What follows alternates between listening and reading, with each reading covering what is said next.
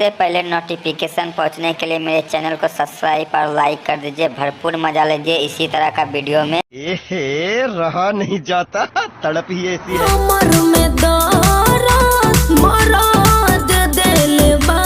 ए madam, मरद ना दर्द दी तो काहे ले शादी कैले बा? थोड़ा सा कष्ट करी ना, धीरे धीरे लिए दी।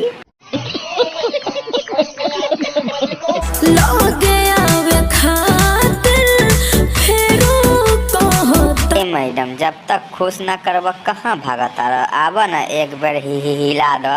ओ भाई, मारो मुझे, मारो मारो मुझे, मारो मारो।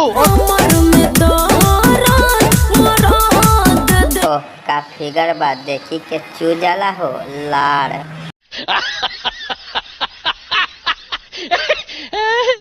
रुको जरा, सबर करो, बोला धक्का।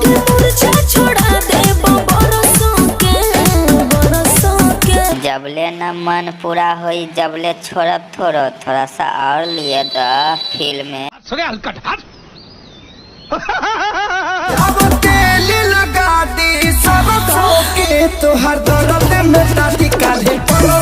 ए भैया, सरसों के तेल से का होई? ग्रीस लगा के लाना, फ्री रही हरदम।